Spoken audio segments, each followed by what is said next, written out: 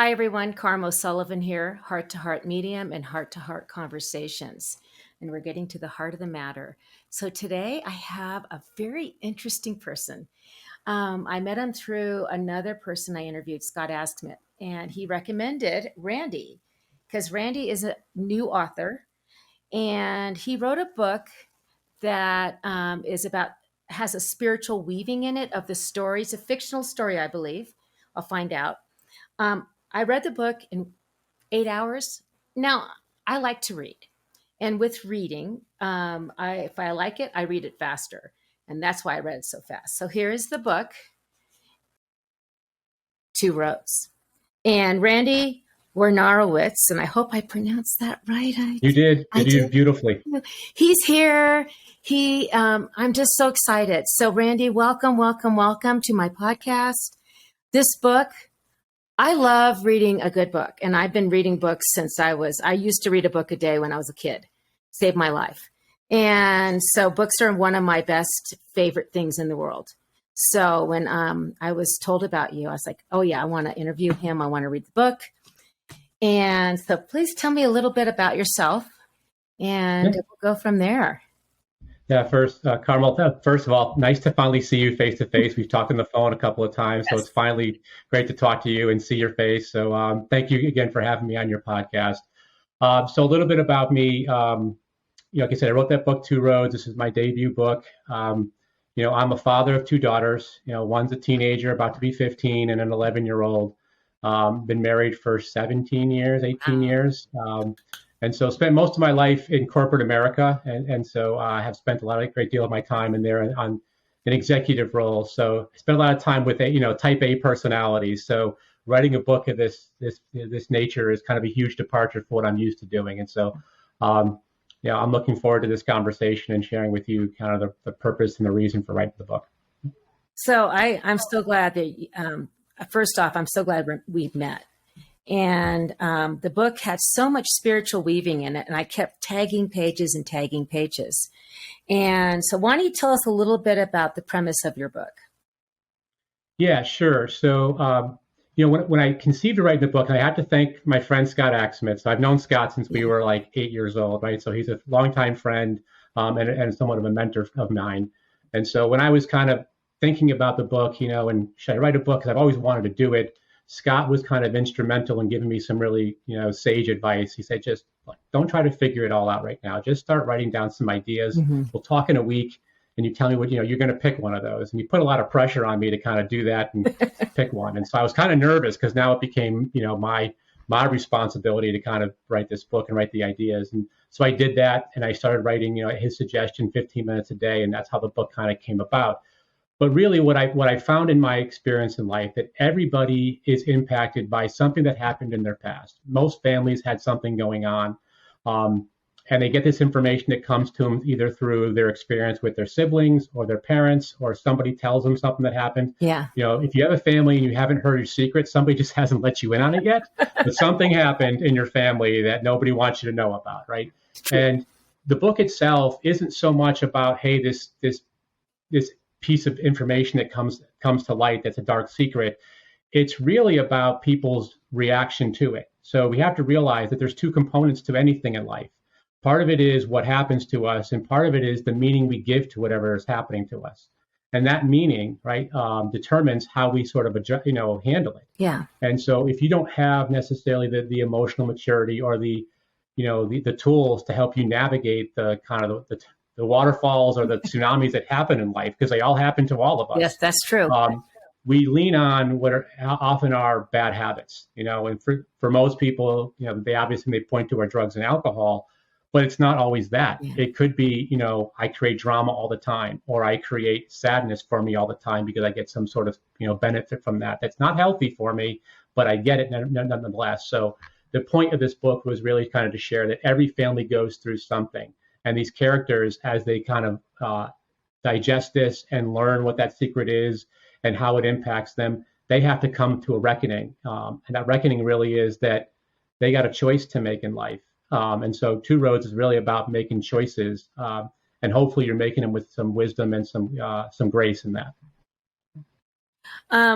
So first off, I think it's interesting. I love when males write about spirituality because women have this, we all have a view of, spirituality, and I feel more women embrace it than the male person. So, first off, did you go into the writing the book, and did the spirituality come through it, or while you were writing, or was that your goal to show it?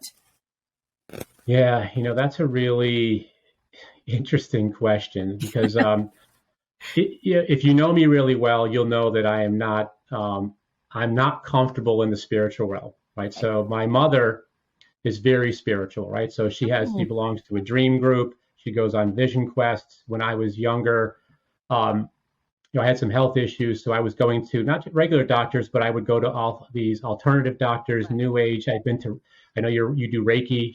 We did Reiki. Mm-hmm. I've gone to intuitives that would do this reading on me, and I've done this, faith healers, all of that, which is probably going to sound very weird to a lot of people that don't subscribe to those things. And it was weird to me. Like it was, I would mock my mother as a teenager for all the spiritual things that she did because it just wasn't resonating with me. Did you have a name for your mom? Yeah, I did. I'm not sure I could say. I used to say, Mom, I don't think your elevator goes to the top floor. So I used to say to her all the time. But for the grace of God, like she kept at it, right? And so she had this influence on me. So I think that's coming through in the story. And so, I said I worked in corporate America. It's a lot of type A personalities in corporate America. So, as a young man, and probably even for young women too, we're often saddled with the burden of trying to achieve and accomplish something in our lives, right? And you want to find that sort of independence, for achieving something, but also financially, right? You've got to find you've got to be able to pay for yourself in life, right? And be able to survive. But once you meet those Maslow's hierarchy of needs, you kind of go, is this all there is? There's this kind of gap that sits there. And I think everybody comes to that point in their life, whether they admit it openly or not. They may have it privately within themselves. And that for me was kind of what happened, when I got older. And so the book itself is sort of a reflection of the development work that I've done for the past 15 or so years. I've worked on myself more than working on what I thought were problems in other people or society or some system or something. It really had more to do about me than anything else. And so that was kind of the gift of my mother that kind of translated into the book. I love that. So I'm going to give my listeners a little bit about the story, and I won't give too much. So it's about I call it a love story, and it's an ending of a love story, I would call it, more or less, because it's about two people, older, a loving wife and a loving husband, and they're facing dementia. And it's about their two daughters also kind of interweaved into the story, and how a secret comes out because of the dementia. And so I have a lot of clients who've suffered with family members who have dementia. And I was always grateful that my parents never had dementia, because it felt to me that would be the worst thing, not to be remembered. And in this book, it talks about that, the fears you face. In the book, it talks about how the couple has to face the fears and what it feels like for each of them, and also the children. And I think you covered that so beautifully. And I'm not going to tell the secret, though. I'm good at keeping secrets. Right. I wanted to know, the dementia thing and everything else. Did you take that from experience? Did a family member have it? Or why did you choose that theme? No, that's a great question. So this book, I'll share a little bit about my family and in the sense of this. So, because it wasn't a conscious decision to choose dementia or choose the secret that got revealed, Mm-hmm. but there are some kind of elements that subconsciously probably played a role.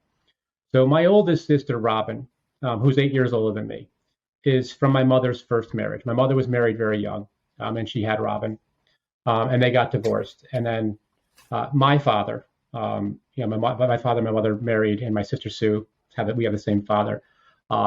He adopted Robin, in his 20s. So he was a very young man when all of this happened. And we grew up in a very, what I would call, Andy Griffith, like very, Leave It to Beaver, like, for those old enough to remember that, it was so boring in terms of like there was no drama. It was such a wonderful household.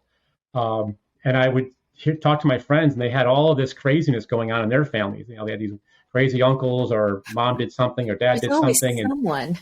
right. And I was like, I was kind of mad about it. I'm like, we don't do anything. We're just like, we're very boring.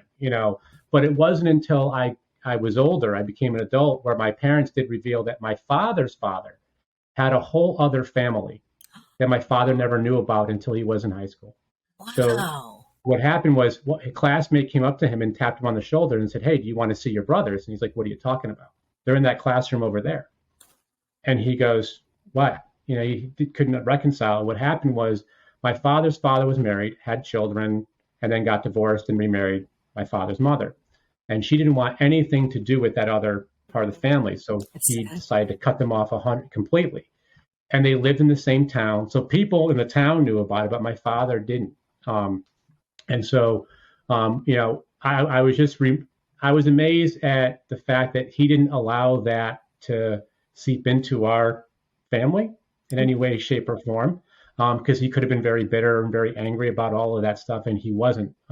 He may have had conversations with my mother about them during the time frame that I never knew about. Um, but I was just so in that essence, I think that there's an element of families have these things that happen, and that was part of it. So dementia wasn't part of my family though, but and so that's kind of where I think that subconsciously I was thinking more of it from a life altering secret happens to you, and then you have to adjust to it, and that's where that secret that we're keeping right now from everybody in Two Roads I want you to is read where the that book comes to from. find the secret, because it is a great story. An Yeah. ahas, a lot of ahas I felt like in this book too.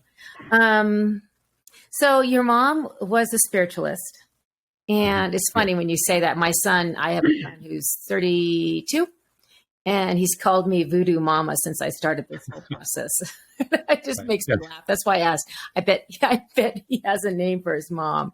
Yeah. And to me, it's loving. And I do feel also it does spill into the children, spiritualism. And it's funny because even though they may not, quote unquote, practice it, I hear things Yeah. from them and I'm like, oh, it did tap into them a little bit. Yes. So I feel like your Yeah. mom's probably very proud of you. Is she still Yeah. here You with guys. us? She is. My parents are still with us. They are wonderful with the Oh, grandparents. I mean, it's as grandparents with our kids. I mean, it's yeah. just been it's remarkable what they do. And so people that have a spiritual element to them, like you just mentioned, laughing and coming from a loving place when your son is mocking you, right? So that's a grace that you're giving him the ability to do that, because some people could get very defensive and then start to lash back, and so that creates a different relationship Yeah. between you and your son. My mother never did that, and so we have this wonderful relationship, even though for probably 15, 20 years I was probably torturing her with my you know Well, my comments. I think mother and son relationships are very important. And I think it's the comfort of how you feel about yourself, too. So if someone says something to you, if you're uncomfortable with what you do or who you are, and if you have to be accepted because your ego needs that, Yeah. yeah, you Yeah. can lash out. But for me, it was always like, well, I know what my path is. It's all good. You're going to come around. If not, don't worry. So in this book, there was a lot of surprises in the book, I felt like, and some sad ones, which I did cry at the end. Yeah. I have to tell, I was telling Randy earlier. So I had a goal to finish this book in a day if I liked it. And then I was going to take it slower if it didn't. Well, I liked it. I couldn't stop reading it. So it was during the Avalanche final playoff, or the final game of the Avalanche Yeah. series. So I'm getting to the ending of the book and I'm like losing it, reading it, yelling and screaming around me because I like to read and I can read in any situation. And I'm like, oh, this is really hard because I love, love, love all of the book, the ending especially because it ties everything together. Did you ever think you were going to be an author? I mean, or, Yeah. what drove this Yeah. outside of Scott? And by the way, Scott, I think it's my third interview. I think, or third or fourth interview, and on the podcast, and he has a fabulous story. So if you're wondering who Scott Askmed is, go to my YouTube or my webpage, and you'll find him. He's an amazing person. So, He is. No, I tell you, I've always wanted to write. It's something that I've always, was interested in. And so to have, my first book become a bestseller in my genre, so that was kind of like overwhelming to me. Like I didn't really expect much other than to put something out. I mentioned I already thanked Scott, but I have to thank also Anna Weber. So I got to Anna Weber through Scott indirectly because he referred me to somebody who helped him with his book he had published, and that led me to Anna Weber, who does voices in print. She's an amazing literary strategist who helped me kind of, not just navigate the writing aspects. So, I mean, she never helped me, kind of with the story, those kind of pieces, more about editing and style, on the formatting pieces of it. But it was really about, you don't realize when you write a book, there's a whole bunch of other things you have to do around publishing it, marketing it, branding it, building an author's platform.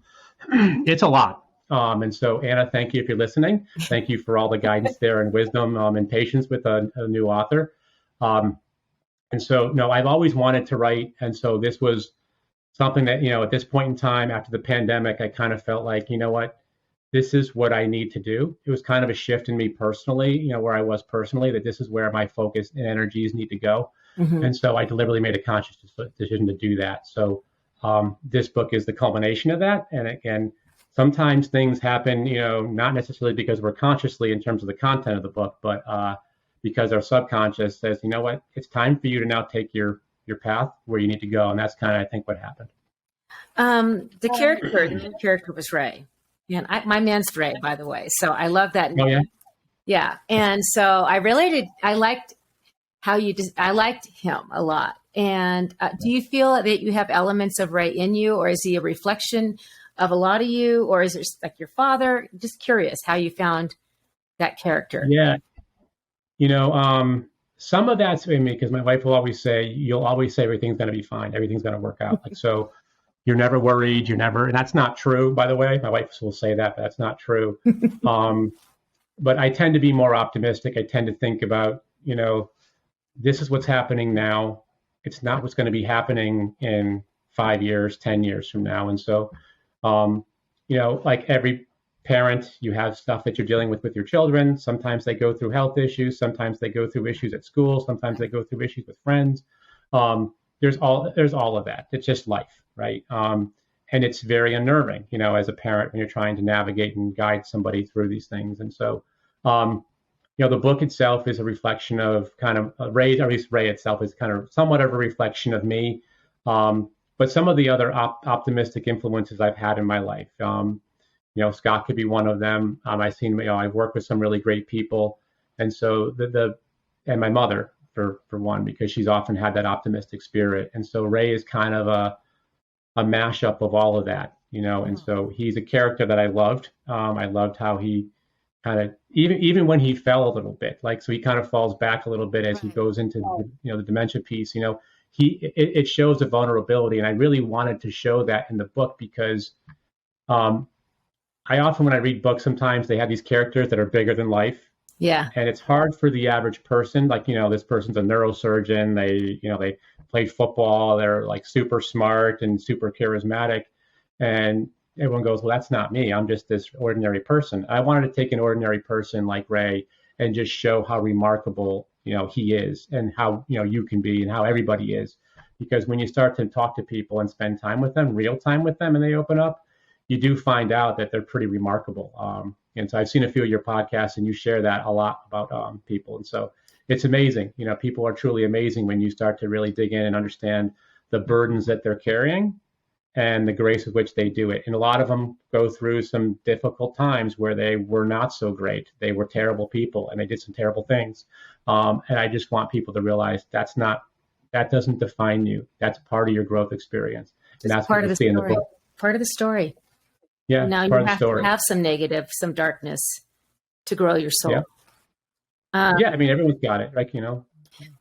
What I like is the word vulnerable, because I feel like if we could all be more vulnerable with each other, I feel that we could have, I feel like the word vulnerable allows love to come in and to see people in a more fragile way, in a sense. I don't know if the word fragile is what I like, but I loved that about Ray. I felt like he could be vulnerable.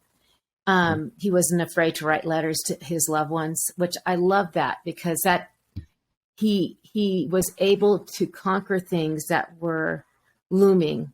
And without that letter, I don't think that would have happened.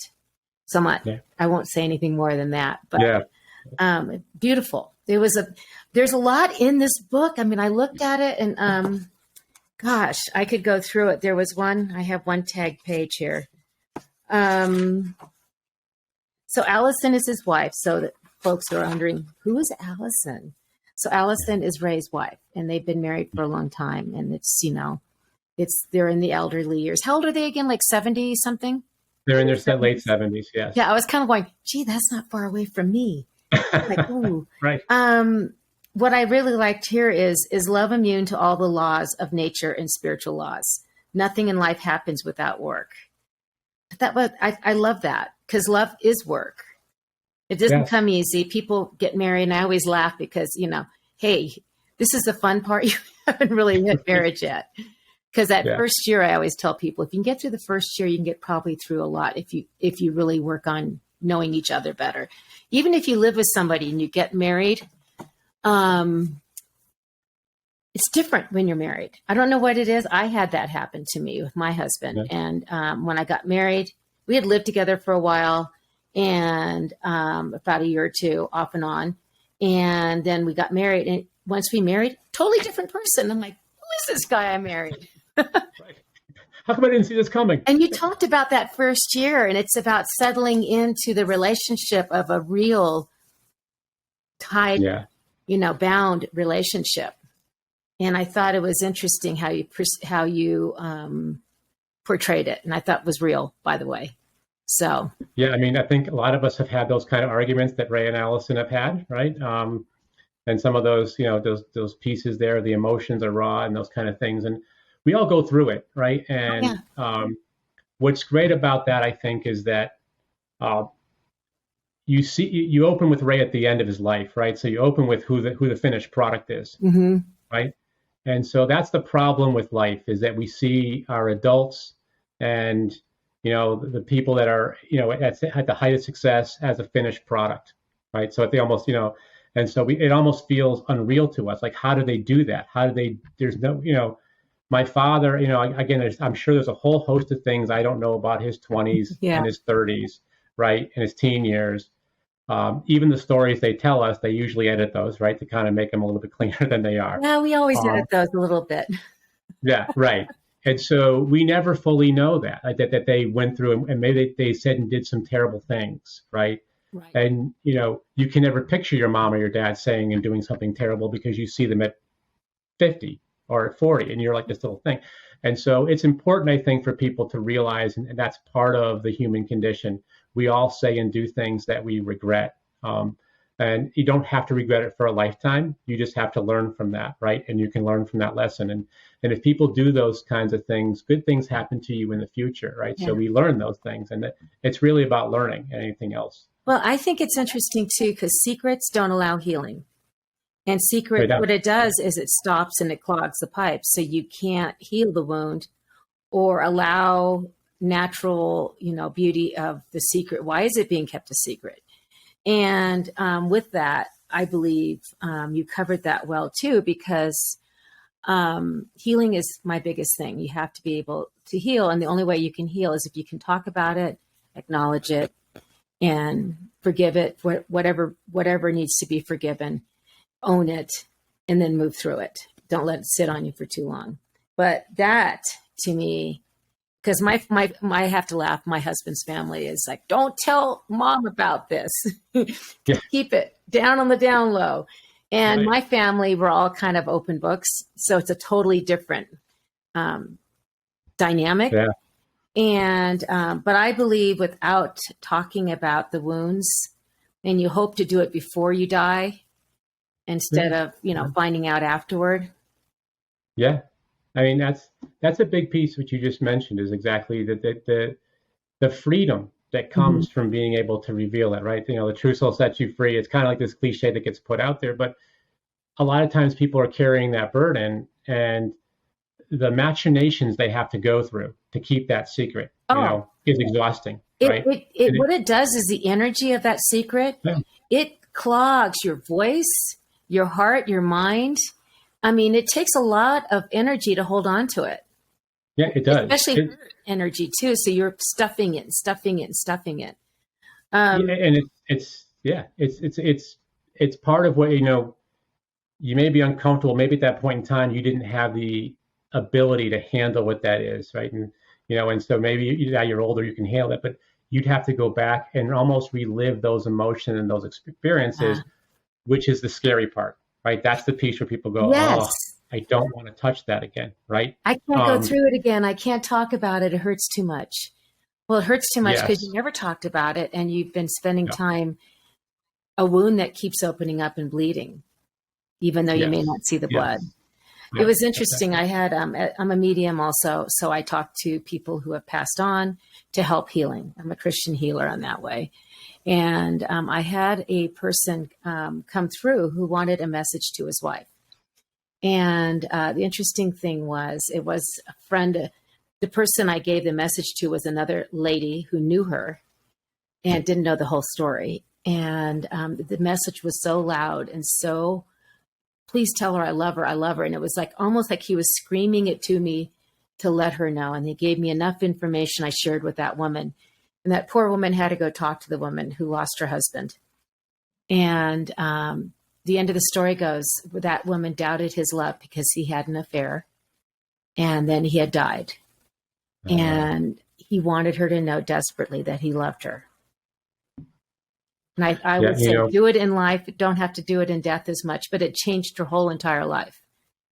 Um, yeah, and that's part of what I mean. Like, there's bad behaviors people do, and it's not the things, you're weak. that For affair sure. may have had nothing to do with him not loving her. It may have been had to do with his own issues with being able to really subscribe to intimacy or be a part Yeah. of a relationship. I don't know that, but I'm just saying there's certain things that could happen. And the sad thing is that he knew she suffered. He saw that, and she was angry at him too. She said still, so she was able to come full circle to forgive Of once course. she knew, or once she Yeah. felt his love. And how So, much pain did she go through for all those years oh as a result of not yeah, knowing, and that's why he what she thought it meant about her? yeah, he was so loud. I was like, God, I got to get this message to this guy, this gal. I love too that, how people look at love. Like a lot of people idealize love, that you don't have to work at it. And really, yes, I mean, you have the first love, which is always like the attraction love. And as you move in your relationship, you have to work through loving someone, even though you may not want to that day, or giving grace. So I Yeah, thought this book kind of covered that too, you know? Yeah, that's the hardest part about love, right? So the easy part is the biological urges, right? So nobody wants to not do that. That's the fun part, right? So the romantics, the dinners, the whining, all that good stuff, and then the romance, right? So that stuff we're all thumbs up on that one. Right. But when the person's not, is doing something that we don't approve of, or Hurting you. they have an opinion that we don't subscribe to, Right. or just the everyday annoyances. That's the hard stuff, and that's the stuff that really gets to us. And that's where I wanted to demonstrate that, because I think that's real love, is to be through all those pieces of it and go through the hardship. That's why when I wrote Two Roads, I was thinking about, how do I stay away from the romance? Because it's easy to kind of get to the romance stuff, and there are some cute moments between Allison and Ray, and they have these soft, tender moments. In without making it a romance novel, Yeah, which I thought was yeah. good. So there's pieces of that, but they also argue a lot. They also argue because, there's fear there about Allison, what she's going to have to go through, and Ray's, angry about the way she is viewing this thing. He wants her to view it a different way, and she's not viewing it, that way. That's the push and pull of a relationship. And, anyone who's been in a long enough relationship knows that, you're going to fight, you're going to have arguments. Oh, yeah. And if you do have enough energy and focus on trying to understand the other person and really devote yourself to trying to love them, in spite of what you may think are their flaws, right? Yeah. What I've learned now as a 51-year-old man is that, hey, I used to think everyone had problems. That, the problem with you is this. And then I realized, well, if I spend more time working on myself, a lot of those problems tend to go away, and I find some humility, and that humility allows me to have the grace to be able to see that they're fighting something too, that they just maybe aren't ready to deal with yet, right? Or not able to handle in a way that is helpful. And so that's part of love. That is. And so my advice to people in this book, and you see people do work on themselves in the book. Ray worked on himself. He kind of has this little personal development thing he goes I through, right? like that too, by the way, the guru, not the guru, but the businessman who turned into kind of like a mentor. Yeah, spiritual mentor. Yeah. Yeah, because he realizes what Ray's trying to hide. He knows Ray's full of it, right? That he's not, at that point in time, he's lying, right? And he's telling the younger man, don't become the old man that's regretting your life. And I think that's a key piece. Yeah.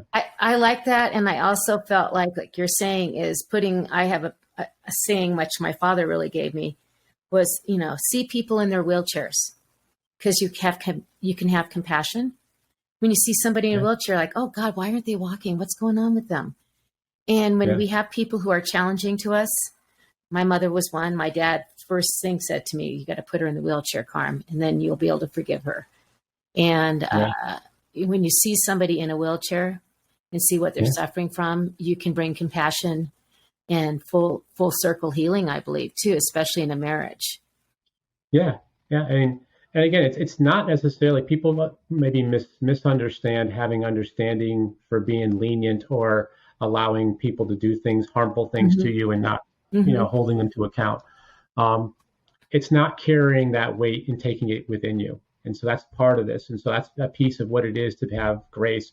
You can understand somebody's limitations, what they're going through, or even the concerns or their inability to handle certain things, without taking on that, you personally. You mentioned the woman who found out her husband had the affair and she found out that he loved her. She carried the weight of maybe not being worthy enough or not being loved enough for many years, right? Exactly. Why do you have to do that? Yeah. Because to her, why would he have the affair unless he was wanting to go with somebody else, right? And that's a very natural, logical thing to think about. But if you see her husband as he truly was, he might have been, a very scared man, right? He might have been something else that was driving him and motivating him, and it wasn't, exactly, wasn't anything to do with her. Well, a lot of times I tell people, it's like, you need to take the focus off you and look at it's not about you, it's about him or it's about her, and you need to take your ego wants you to take it to you, but really you need to take your ego out and look at it in a heart compassionate way, which I think your book does that. And I think sometimes, like in the book too, there was certain things that happened that the children had to take time to heal. Yeah. And giving that time is important. I felt that was one of the key issues in this book too. I like that. Yeah. Two different. Yeah. The other thing I loved was when they have two daughters, and they both had a different thought process of what went on, which I love, because everybody has their rose-colored glasses on. And I think everybody can relate to that, because you may have a brother or sister who doesn't remember the same thing you remember. Yeah. And I love that part of it too, because they each take in the marriage in a different light, the girls. Yes. And they also play different roles, of course, because you have the younger and the older. So you have a different dynamic too. What I also like is about learning to love as a premise with Ray, how to learn how to love. And do you feel we need to learn to love, or does it come naturally? Because I was thinking about this. Are we born with the knowledge of how to love, or do we copy or mimic it from what we see, felt, heard? And it's like hate.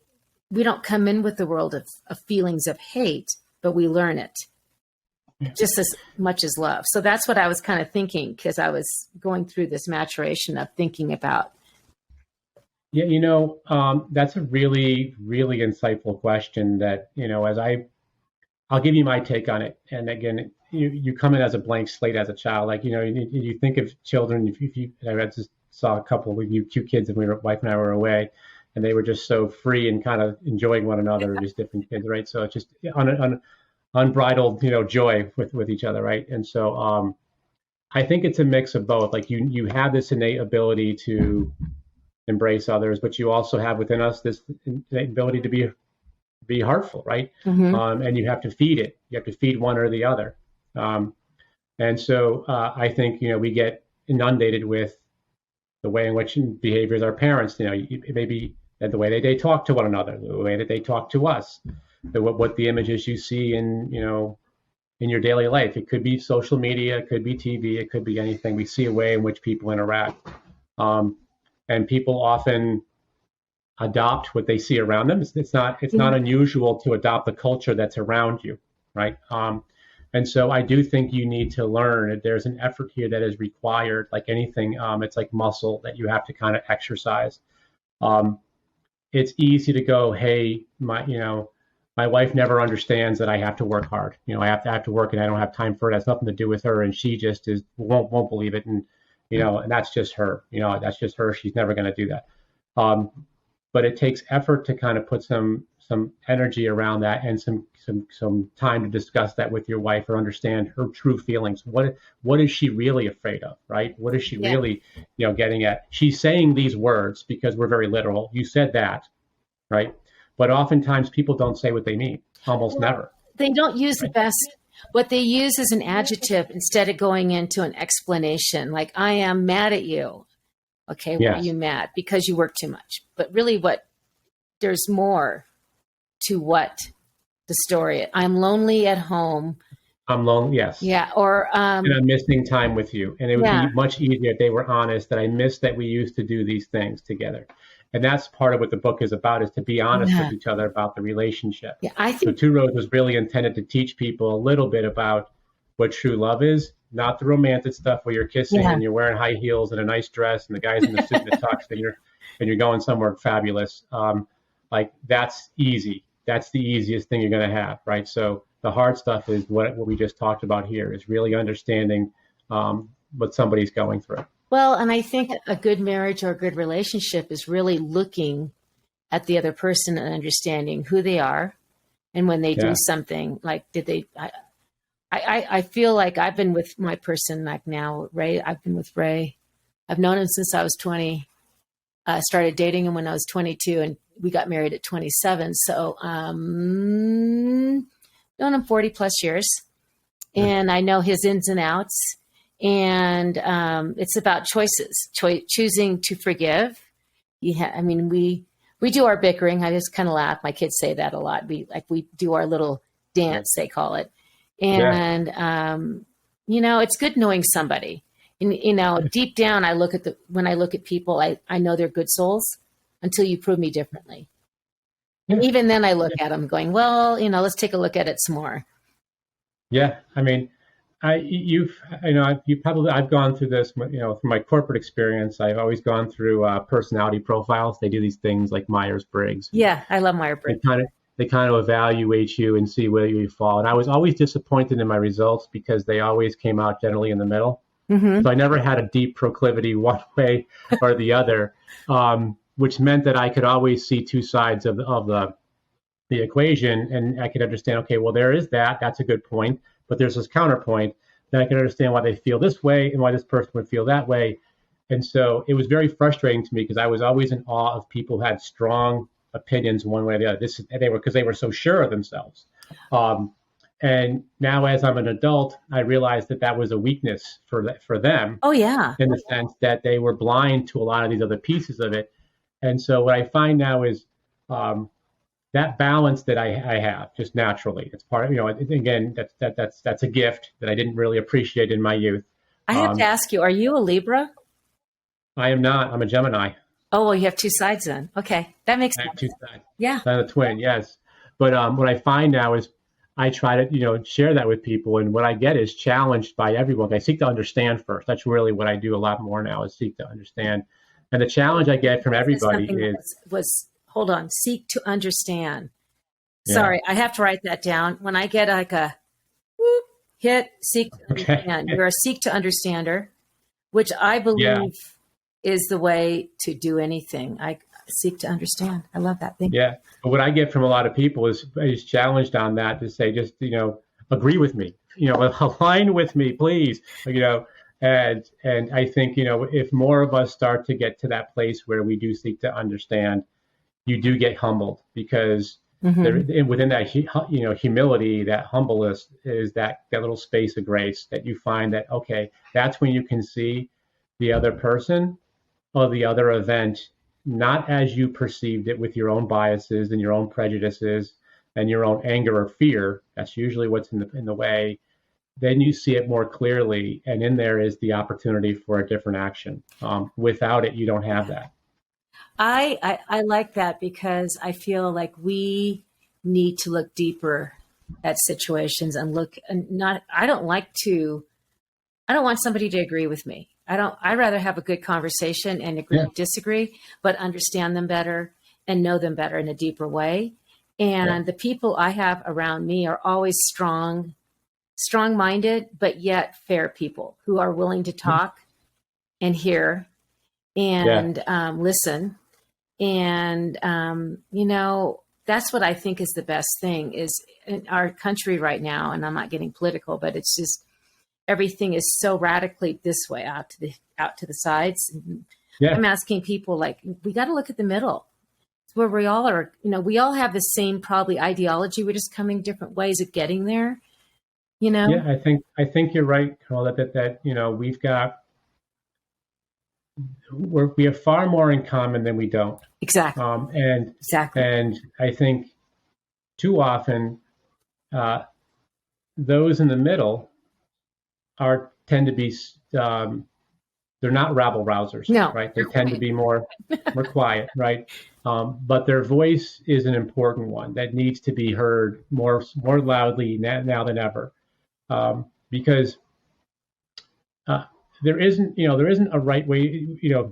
If you ask people, there's one way to solve a problem. There isn't one way to No, solve a problem. There's many ways. There's many ways to success, by the way, right? So, right. you know, um, there's many ways to learn how to love. There's many ways to do these things, and so I think it's important that we understand that we all have a vested interest in, you know, this outcome that we're kind of experiencing. I won't get political on it, but I think it's really important that the voices that are moderate are heard because at Amen. the end of the day, Mm-hmm. it takes the yin and the yang to be able to do the right thing, and we have to Principle. swing that pendulum one way or the other. If you go too far from this way, too far from that way, disaster often strikes. And the problem with aligning yourself with too many people who think like you is that your blind spots are the same blind spots, and then you can't see the wall coming or the cliff coming. I feel the middle is more the voice of reason. I don't know why I say that, but I call it the VOR. Yeah, And I find that when I have conversations, it's like, oh, we're both thinking the same way or same yeah, thing. We want the same thing. We just have different ways of coming about it. And yeah, if the biggest thing I try to do in my life is to try to be a light for people to understand um, acceptance. It's all about love in the end, bottom yeah, line. And the book too, I love because they're facing death. As you get older, you get to a certain age, you're like, gee, how many more years do I have? yeah, And the death thing I thought was really good because Allison was afraid to be alone without him. They were kind of a yes, component of one that had two people in it. And yeah. he didn't understand what she was feeling at one point. She finally was able to voice that about, I'm going to be Yeah. alone. I don't know if I can do this alone without you because they've been together for so long. Yes. Yes, and that happens to people, right? You've been with something for so long, and I have seen friends and family go through that, like they've lost a loved one. So that was probably influencing me a little bit about that because it's a different life after somebody you had for your entire life is gone. Um, In one of the, I think in the close to the ending, and I'm not going to say it much, but there's a visitation from one to the other, and the other knows the person's gone, yeah, and because they were not there, it was a surprise. And with that, I love that because I do feel everybody is connected energetically, hmm, and we do get those subtle hints. My mother left this earth, and my brother lived in a different state, and he was very close to her. And that morning, we hadn't called him yet. We wanted to give him some time just to let him sleep, and then call him and tell him the bad news. And he goes, "Oh, she woke me up this morning, like she always did when I lived with them." And so I oh love, wow, like he knew. yeah, So yeah. That's very real, by the way. So I think that that's a very real connection we have with people. Mhm. You may not accept it, but I think you do know. Well, So it's funny is the more we know that energy doesn't dissipate and mhm. our souls don't, that we're driving our bodies are really our cars, and our soul goes somewhere else at the end. And if you're a believer of energy, physics, where does it go then? Explain that to me. That's what I always tell my friends who are agnostic and atheist. I go, listen, Yeah, go energy goes somewhere. Where does it go? Can't go to the ground. yeah, yeah. Yeah. Well, I mean, it's returns somewhere, returns back to us somehow, right? So Yeah. there's some of that. So Well, no, I got to tell you, I hope you write another book, first off and foremost. And what I like to, I want to say something also. This is, I look at your back of your book, which I thought had a great storyline, how you weaved it. Just the back made me want to read it. But don't feel sorry for yourself if you have chosen the wrong road. Turn around. And that's Edgar Case. yeah, And I love that because we all have choices and yeah, we all have ability to say, okay, this isn't serving me well. I got to make change. And we need new roads. We need a chance to have a new life. And I think everybody has a choice to do it. It's whether they choose to. yeah. I wanted to, that quote there was, I chose that because I wanted people not to lose hope if you've gone down the wrong path and you're at some place in your life and you go, oh, it's over for me. It's that, I'm down this path. I wanted people to have that hope to go, no, you can change, and it can happen very quickly when you make that change. And so that's the optimistic side of me that kind of goes, it's always there. It's always there in front of you. So if my children take anything from me, I hope it's that optimism that there's always a second chance in life, always. Always. I feel that too. I'm a natural optimist for most part of my life. And I always kind of feel the only thing I want to know is the end of the story first. And I didn't read the end of the story on this book. I always go up and ask things. So if I need to know, I'll go up. I always tell people, be careful what you ask because you need to be okay to hear whatever you hear. Are you going to write a second book? I am most definitely going to write a second book. So this is, like I said, my, I'm still promoting this one, and Two Roads. I did lower the price to $15.99. So for those folks who want to get it on Amazon, look for a summer read. You can get it there on Amazon. Great summer read. Two Roads: The Unraveling of Dark Family Secrets. You could also go to my website and subscribe to my email.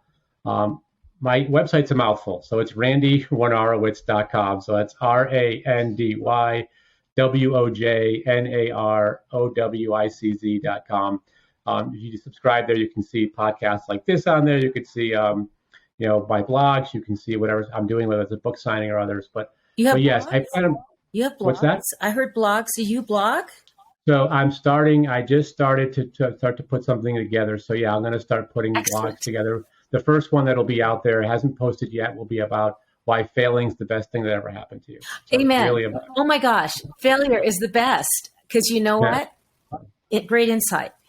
Well, I'm going to look for that, and I definitely, when we do the podcast, we always put the taglines to find you. Yep. You're in Connecticut, that's correct? I am in Connecticut, yes. Yeah. And a beautiful area, by the way. I love Connecticut. My niece lived there for a while and got to go visit. And do you have any ideas for your second book? Like, do you have a theme possibly? I have some emerging ideas. So I have a journal that I write in of all the book ideas out there. So I think I'm going to start to tackle some of the other issues that are currently popular, in the current realm. And so try to see if I can't pick one of those and kind of spin it on its head a little bit in the way in which people kind of view that. So I'm going to take the anti-political route and more of the love and love route and see if that kind of what that reveals we could give everybody the love glasses on and tell them to take off their glasses. Yeah. We'd have a much better life, is what I say. But it's hard. Our egos get in the way. And well, I have to tell you, Randy, I really, really appreciate this book. I hope people pick it up. Is it at Barnes and Noble? Is it Barnes and Noble that's still around, or is that the right book?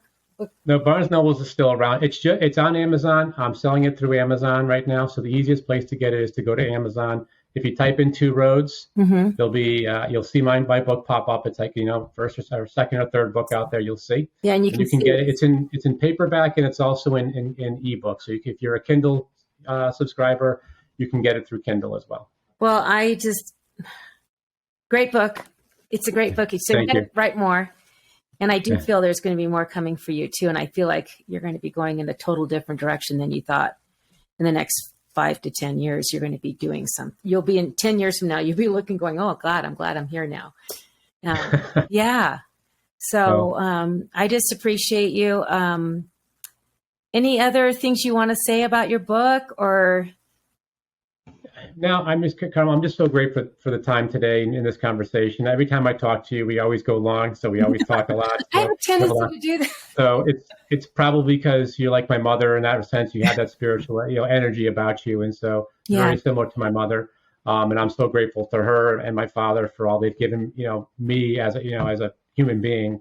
That's the greatest gift that you can be given to somebody is who they become. And so, I'm a byproduct of what they've done for so many years for me growing up, and also what they're still doing for my own children. Well, I think grandparents are super important. I had my kids' grandparents were amazing, especially my husband's side, because they lived longer and they were very entrenched in my children's life. And those are the best memories my two oldest have as far as grandparents. And my youngest didn't get to have either, really, because she was too young to remember. But I call her, we're the grandparents. We're a little older. We had her at 40. So, life-changing. Yeah. Yeah. So, it is wonderful to be a parent, and it's also a big job and it's a big responsibility. So I think your parents raised you right. And I want to say, keep writing. And I think there's great things ahead for you. And thank you so much. What a fun day. I get to have fun today, interviewing fun people. Thank you so much for the time. I really enjoyed it. Okay. Well, Randy, thank you so much. And keep me informed what you're doing next. And I'm going to look for your blogs too. All right. Okay. We'll see you. Bye. On that note, adios. Yes.